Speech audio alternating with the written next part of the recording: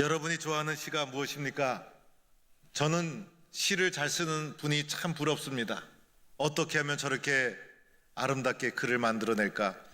어떻게 저렇게 아름다운 표현을 할까? 어떻게 저렇게 다양한 각도에서 사건을 해석해낼까?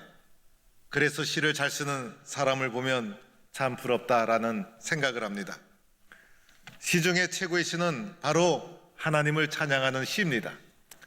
세상에 여러 가지 아름다운 시들이 있지만은 사람의 사랑을 표현한다든지 자연의 아름다움을 표현한다든지, 그래서 그런 것을 보게 되면 마음의 감동을 받게 되지만은 사람의 시는, 그리고 사람의 삶을 표현한 것은 사람에게 감동의 한계가 있습니다. 우리의 심령 깊은 곳에 하나님을 갈급해하는 마음, 하나님을 찾고자 하는 마음을 감동시켜 주는 것은 역시 하나님 시. 그래서 하나님을 찬양하는 시가 시 중에 최고의 시고, 하나님을 찬양하는 시가 우리의 심령 속에 가장 깊은 감동을 주게 됩니다. 바로 이러한 시가 시편에 150편이나 되어 있는데, 그 중에 오늘 우리는 시편 100편을 읽었습니다. 도대체 시편 100편에서는 하나님에 대해서 어떻게 설명하고 있는가? 시편 100편에서는 우리에게 무엇을 말해주고자 하는가? 시편 100편의 성격은 예배시 또는 찬송시라고 부릅니다. 여호와 하나님을 찬양하라, 여호와 하나님을 예배하라. 그래서 예배로 나아갈 때, 그리고 찬송으로 나아갈 때 예배하는 자가 어떠한 마음을 가지고 하나님께 나아가야 되는지 예배의 정신을 표현하고 있는 것이 시편 100편의 말씀인 것입니다. 오늘 시편 100편은 1절에서 이렇게 시작합니다. 온 땅이여 여호와께 즐거이 찬송을 부를지어다. 온 땅이여 즐거이 여호와께 즐거이 찬송을 부를지어다. 오늘 1절 말씀에서 먼저는 온 땅이라는 단어를 보아야 합니다. 여호와 하나님은 이스라엘의 하나님, 그런데 이스라엘의 찬송만 받으시기에는 부족하신 분, 온 땅을 창조하시고 온 땅을 다스리시는 분이시기 때문에 이스라엘만이 찬송할 것이 아니라 세계 모든 민족, 온 땅 모든 백성이 하나님을 찬송해야 된다는 것을 말해주고 있습니다. 이어서 여호와라는 이름이 나옵니다. 여호와는 우리가 믿는 하나님의 이름을 가리키고 있는 것입니다. 하나님이라는 것은 최고의 신, 절대적인 신, 창조주 하나님. 그래서 하나님은 신 중에 유일하신 신, 최고의 신을 하나님이라고 부르는 것입니다. 그런데 우리는 최고의 신으로 여호와를 섬기고 있는 것입니다. 그래서 여호와 하나님 이렇게 부르고 있는데, 바로 하나님 이분을 정확하게 이름을 써놓고 있는 것입니다. 온 땅이 여호와 하나님을 기쁨으로 즐거움으로 찬송을 부를지어다, 이렇게 찬양을 하면서 1절이 시작되고 있습니다. 오늘 1절 말씀은 자세히 보면 명령형으로 되어 있습니다. 온 땅이여, 세상의 모든 백성이여, 하나님을 예배하라, 여호와 하나님을 찬송하라, 이렇게 명령으로 1절이 시작되고 있는 것입니다. 그러면 하나님을 예배하기 위해서, 하나님을 찬양하기 위해서 우리가 가져야 될 마음의 자세가 있습니다. 이 어떠한 마음의 자세를 가지고 하나님을 찬양할 것인가? 하나님께 나아가는 자가 가져야 될 예배의 정신이 무엇인가? 첫째로는 2절에 나와 있습니다. 기쁨으로 여호와를 섬기며 노래하면서 그 앞에 나아갈지어다. 하나님께 나아가는 자가 가져야 될 마음의 자세는 첫 번째로는 기쁨의 마음이라는 것입니다. 하나님께 나갈 때는 기쁨으로 나가는 것입니다. 기쁨으로 하나님을 섬기면서 하나님 앞에 나아가는 것이 예배자의 가져야 될 마음의 자세인 것입니다. 예배라는 것은 하나님을 만나는 것 아니겠습니까? 여러분이 예배당에 나올 때 김 목사를 만나기 위해서 나온 것이 아니죠. 하나님을 만나기 위해서 이 자리에 나왔는데, 하나님을 만나기 위해서 나올 때 우리가 가져야 될 마음의 자세가 무엇인가? 기쁜 마음으로, 섬기는 마음으로 하나님께 자발적으로 나오는 것이 우리가 가져야 될 마음의 자세라는 것입니다. 하나님께 나올 때 억지로 나온다든지 할 수 없이 나온다든지 이것은 바른 자세가 아닙니다. 기쁨으로 나오고 섬기는 마음으로 나오고, 이것이 하나님 앞에 나오는 우리의 자세인 것입니다. 즐거움과 기쁨을 구태여 구분을 한다면 즐거움은 밖에서부터 주어지는 것, 기쁨은 속에서부터 나오는 것, 즐거움은 일시적인 것, 기쁨은 영원한 것. 그래서 우리 속에 기쁨이 주어지게 되면 속에서부터 기쁨이 솟아올라서 이 속에서부터 솟아오르는 기쁨의 마음을 가지고 하나님께 나오는 것입니다. 우리가 사는 세상에서는 기쁨을 찾아보기가 어렵습니다. 여러분 일주일 동안 어떻게 살아오셨습니까? 괴로운 일도 있었고 힘든 일도 있었어요. 속상할 일도 있었고 걱정과 염려로부터 벗어나지 못하는 것이 우리들의 평상시 세상의 삶의 모습입니다. 그러나 하나님 앞에 나올 때는 이러한 근심과 염려로부터 벗어나서 기쁨의 마음을 가지고 섬기는 마음으로 하나님 앞에 나와 예배를 드리는 것, 이것이 우리가 가져야 될 마음의 자세라는 것입니다. 속에서부터 기쁨이 올라오면 일어나는 여러 가지 현상이 있어요. 마음이 기쁘면 마음이 흥분이 됩니다. 그리고 마음이 고양되고 올라가기 시작합니다. 그리고 입에서는 웃음이 끊이지 않습니다. 머리도 상쾌해지고 기쁨이 주어지면 자발적으로 움직입니다. 희생하는 것도 하나되어 아깝지가 않습니다. 그리고 기쁨이 올라오면 미운 사람이 하나도 없습니다. 그리고 사랑하지 못할 것이 아무것도 없고 용서하지 못할 자가 없는 것입니다. 기쁨이 오면 행복이 가득 차게 됩니다. 그래서 기쁨으로 주님 앞에 나올 때 사랑하는 마음으로, 자발적인 마음으로, 행복한 마음으로 주님 앞에 나오는 것입니다. 여기서 말하는 기쁨은 사랑하는 사람을 만나는 마음을 가리킵니다. 사랑하는 사람과 만나기로 약속이 되어 있다면 여러분은 어떠한 마음으로 기다리겠습니까? 두근거리는 마음으로, 기대하는 마음으로. 아마 그 전날 밤에는 잠도 잘 오지 않을 거예요. 그래서 시간을 자꾸 보면서 사랑하는 사람과 만나는 시간 늦지 않도록 일찍 나가게 될 거예요. 사랑한다고 하면서 약속 시간을 자꾸 지각하면 그 사람의 사랑은 의심해 봐야 됩니다. 그래서 사랑하는 사람에게는 하나도 아깝지가 않아요. 주일이 되면 이제 사랑하는 하나님을 만나게 되니 토요일부터 마음에 기다려지고 기쁨이 주어지게 됩니다. 기대하는 마음으로 아침에 일찍 일어나서 예배당 갈 준비를 합니다. 옷 중에서도 가장 단정하고 깨끗한 옷을 입고 이제 단정한 모습으로 예배당을 갑니다. 평소에도 외출을 할 때 단정하지 않습니까? 주일날 하나님 만나러 갈 때는 더 신경을 씁니다. 그래서 거울도 한참 들여다봅니다. 여자분들은 여기 눈썹도 한번 진하게 그리고, 그리고 어떤 분들은 또 여기 달아야 될 것도 있어요. 그래서 이것도 달고, 그리고 뺨도 이렇게 좀 탄력 있게 두들기고, 두들길 때도요 올려가면서 두들긴다고 하더라고요. 입술도 한번 예쁘게 칠을 한 다음에 마지막에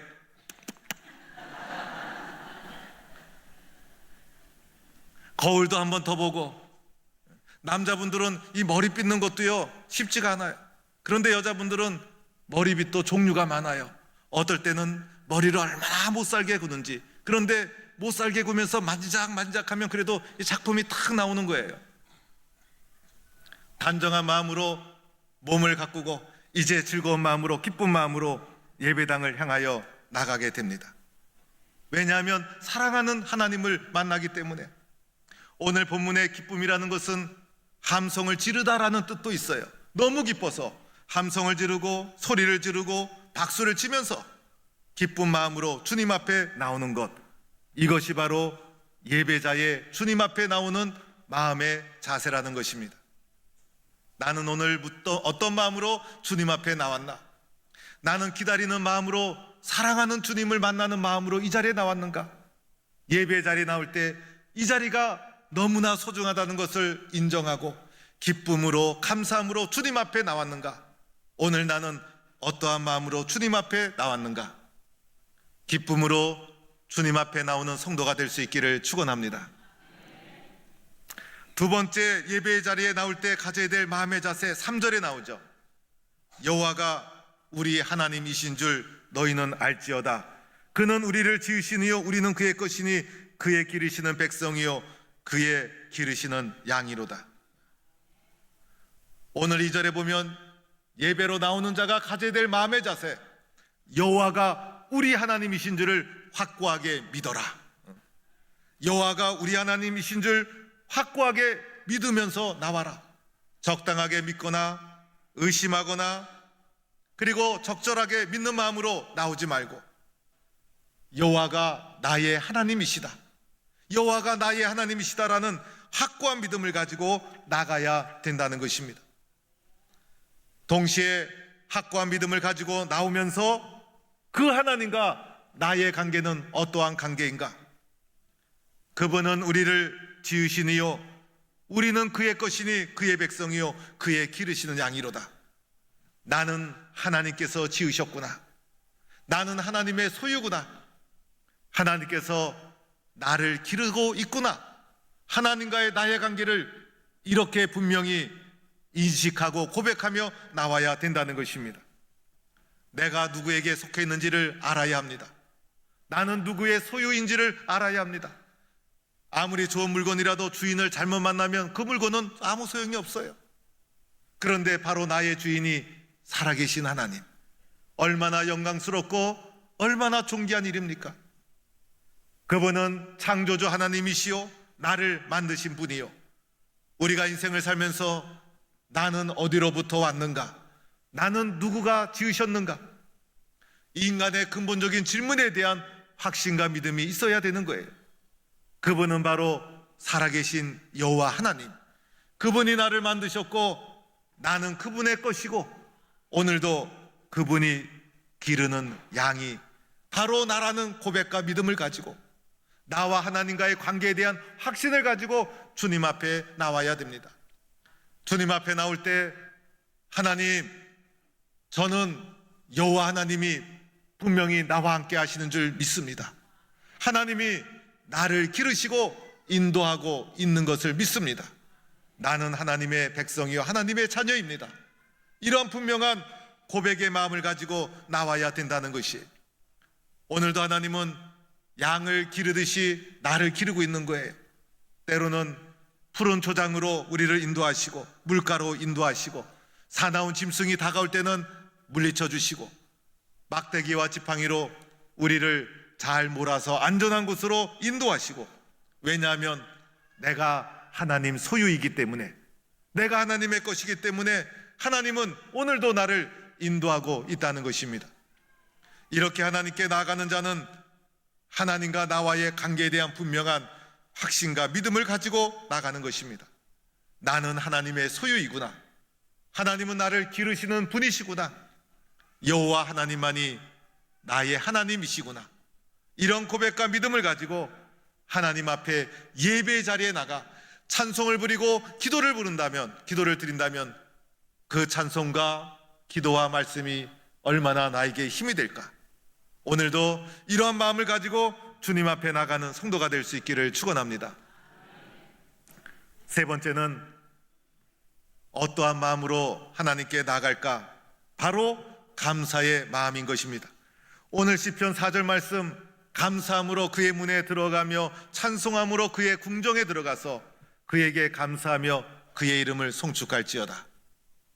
오늘 100편 4절 말씀을 가사로 지어진 찬양도 있죠. 그런데 우리가 하나님께 나아갈 때 가져야 될 마음, 바로 감사의 마음. 감사의 마음으로 그의 문에 들어가라. 오늘 문이라는 표현을 통해서 오늘 이 찬양은 성전으로 들어가면서 불렀던 찬양이라는 것을 알게 됩니다. 기쁨으로 하나님과의 관계에 대한 확신을 가지고 성전으로 나오면서 마지막 성전의 문을 통과할 때, 이 문을 통과하면 성전 안으로 들어오는 거예요. 성전 문을 통과할 때 가져야 될 마음의 자세, 감사한 마음. 하나님 감사합니다. 하나님 감사합니다. 아무리 기도를 많이 해도 감사가 없으면 열매가 없는 거예요. 감사는 신앙의 최종 열매가 감사. 그래서 하나님 감사합니다라는 마음을 가지고 성전의 문을 통과해서 예배당에 들어와 주님 앞에 예배를 드려야 된다는 것입니다. 이스라엘 역사 자체가 감사였죠. 애굽의 노예로 살던 그들이 무슨 힘이 있었겠어요? 그러나 하나님이 그들을 인도해 주셔서 구름기둥 불기둥으로 인도해 주시고 홍해를 갈라 그들을 구원해 주시고 만나와 메추라기로 일용할 양식되어 채워주시고, 그래서 광야 아무도 살 수 없는 그곳을 40년 광야를 헤쳐나가게 하시고 마침내 젖과 꿀이 흐르는 약속의 땅을 그들에게 선물로 주셨어요. 그들의 역사를 돌아볼 때 아무 자격이 없는 우리에게 누가 이러한 은혜를 베풀어 주셨나? 광야에서 죽을 수밖에 없는 우리들을 누가 이렇게 축복해 주셨나? 모든 것이 하나님의 은혜였어요. 그래서 그들이 하나님 앞에 드릴 수 있는 것은 감사뿐이었어요. 하나님 감사합니다. 이것이 그들의 역사였어요. 마찬가지로 오늘 우리의 삶을 돌아보면 죽을 수밖에 없는 나 자신을 아무런 공로 없이 하나님께서 자녀 삼아 주시고 십자가의 사랑으로 은혜를 베풀어 주셔서 구원해 주셨어요. 모든 것이 하나님의 은혜예요. 하나님의 사랑 앞에 내가 할 수 있는 것, 하나님 감사합니다. 하나님의 사랑 앞에 내가 고백할 수 있는 것, 하나님 감사합니다. 내가 오늘까지 믿음의 길을 살아오면서 쉽고 평탄한 길을 살아온 것이 아니에요. 삶의 고비고비마다 어떻게 그 많은 어려움을 헤쳐나올 수 있었을까? 하나님의 도와주심이 있었고 용기를 주시고 격려해 주시는 하나님의 은혜가 있었기 때문이에요. 하나님 앞에 내가 고백할 수 있는 것, 하나님 감사합니다. 하나님 감사합니다. 그래서 이 감사의 마음을 가지고 성전의 문을 통과해서 예배 자리에 나오라. 예배 자리에 나오는 사람이 가져야 될 마음의 자세, 바로 감사의 마음이라는 것입니다. 이렇게 하나님께 나아가는 자는 기쁨으로 나가고 나와 하나님과의 관계에 대한 확신을 가지고 마지막으로는 감사한 마음으로 주님 앞에 나가는 것, 이것이 예배의 자리로 나가는 우리들이 가져야 될 마음의 자세라는 것입니다. 그런데 이런 마음을 어떻게 하면 가질 수 있을까? 이런 마음을 가질 수 있는 근거가 있어요. 내가 하나님 앞에 기쁨으로 나가고자 하지만은 기쁨의 마음을 유지하는 것이 얼마나 쉽지 않은지, 감사한 마음으로 나아가고 싶지만은 하나님을 향한 감사의 마음이 끊임없이 흔들리는 것이 우리의 모습. 어떻게 하면 하나님 앞에 감사와 기쁨으로 나아갈 수 있을까? 그렇게 나아갈 수 있는 근거가 바로 하나님의 성품에 있는 거예요. 나에게 있는 것이 아니라 하나님의 성품. 도대체 하나님은 어떤 분이신가? 오늘 마지막 5절 보면 이렇게 말씀하고 있어요.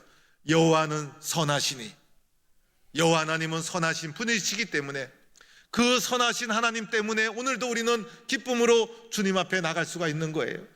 하나님의 모든 의도는 선한 거예요.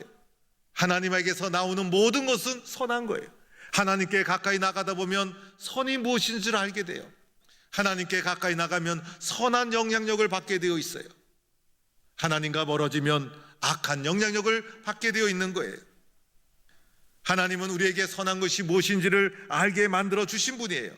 그 하나님이 선한 분이시기 때문에 자녀된 우리들은 하나님의 선하심에 의지해서 오늘도 기쁨으로 주님 앞에 나갈 수가 있는 것입니다. 또한 하나님의 성품은 인자하심이 영원하다는 거예요. 인자는 사랑의 마음. 하나님은 이 사랑의 마음이 영원하신 분이 바로 하나님이신 거예요. 히브리어에는 인자라는 단어를 헤세드라고 표현을 했어요. 헤세드는 우리나라 말로는 언약이라고 설명하기도 합니다.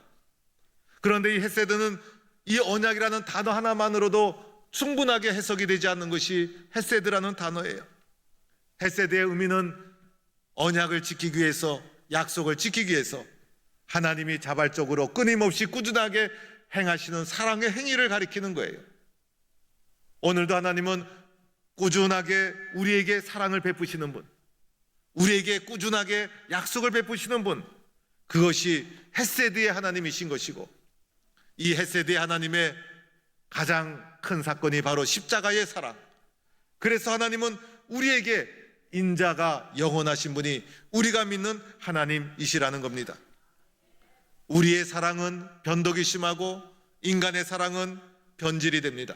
그러나 하나님의 사랑은 영원한 사랑입니다.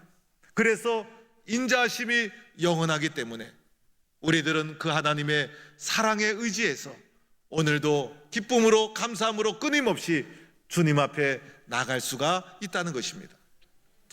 또한 하나님의 성품은 오늘 마지막 말씀에 보면 그의 성실하심이 대대에 이르리로다.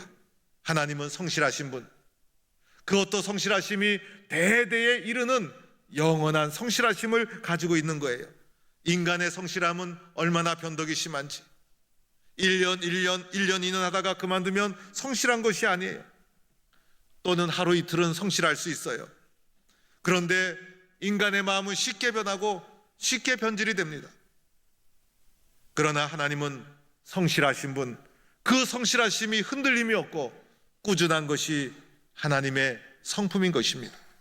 우리를 향하여 꾸준하게 성실하신 은혜를 베풀어 주시는 분이 하나님, 나를 절대로 포기하지 않고 끝까지 성실하게 오늘도 약속을 지키는 분이 바로 내가 믿는 하나님, 하나님의 선하심, 하나님의 인자하심, 하나님의 성실하심 때문에 세상에서 때로는 쓰러지고 때로는 낙심할지라도 또 새로운 마음으로 주님 앞에 기쁨으로 나올 수 있는 것이고 하나님의 자녀라는 확신과 믿음을 가지고 나올 수 있는 것이고 감사한 마음을 담아서 하나님께 나오게 되는 것입니다.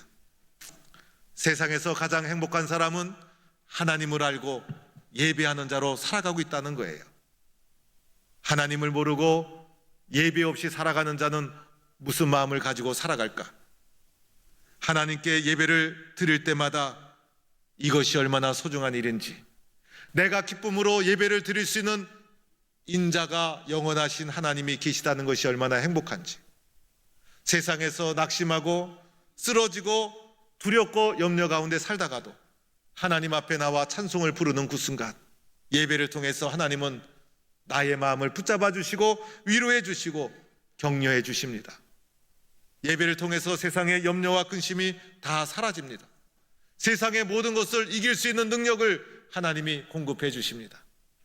예배하며 하나님 앞에 살아가는 것이 얼마나 소중하고 큰 축복인지, 요즘 마음이 약한 분이 얼마나 많은지 몰라요. 그래서 감기보다 흔한 것이 우울증이라는 말도 있어요. 계절만 변해도 마음이 우울해지고 이상한 말을 들어도 마음이 불안해지고, 그래서 낙심이 되고 흔들리고 연약해지는 것이 우리들의 마음. 자신의 마음을 자신이 다스릴 수가 없어요. 그러다 보니 때로는 극단적인 선택도 하게 됩니다. 우리의 인간의 연약한 마음에 하나님이 없으면 모든 인간은 연약한 존재일 수밖에 없는 거예요. 그러나 내 마음속에 살아계신 하나님이 계시고 내 마음속에 전능하신 하나님이 계시고 우리가 예배 자리에 나올 때마다 나의 기쁨을 바칠 수 있는 그분이 있고 하나님과의 관계에 대한 확신과 믿음을 가지고 주님 앞에 나아가서 자녀임을 확신하고 또다시 감사함으로 주님 앞에 예배를 드릴 수 있는 하나님이 나에게 있다는 것이 얼마나 기쁘고 얼마나 행복한지, 인생을 살면서 내가 누구인지 모르고 산다면 얼마나 불행할까? 내가 어디로 가야 되는지를 모르고 살아간다면 얼마나 허무한 삶일까? 오늘 내가 무엇을 해야 되는지 알지 못하고 살아간다면 얼마나 의미 없는 삶일까? 그런데 하나님 때문에 인생의 목적을 알고 용기를 가지고 격려를 받으며 살아가니 얼마나 행복한 삶인가? 우리의 인생의 가장 큰 행복은 내가 오늘도 예배하는 자로 살아가고 있다는 것입니다. 여러분, 우리가 복음을 전해야 될 이유가 바로 여기에 있지 않습니까? 가장 불행한 사람은 예수님을 모르고 살아가는 사람. 오늘도 세상에 수많은 사람이 예수님을 모르고 살아가는 안타까운 모습을 보게 됩니다. 그러나 예수님을 알고 하나님께 예배하는 자로 살아간다면 얼마나 행복할까? 인생의 모든 문제가 다 해결될 수 있을 터인데 하나님과 함께 예배자로 살아가는 것이 얼마나 소중한 일인가? 그래서 오늘도 우리는 새 생명을 작정하고 새 생명을 전도하고 그를 예배자로 초청해야 될 이유가 바로 여기에 있다는 것입니다. 내가 하나님을 알고 예수 그리스도 안에서 예배자로 살아가고 있다는 것이 내 인생의 가장 소중한 은혜요 복인 줄로 믿고 오늘도 주님 앞에 기쁨으로 감사함으로 나아가는 성도가 될 수 있기를 축원합니다.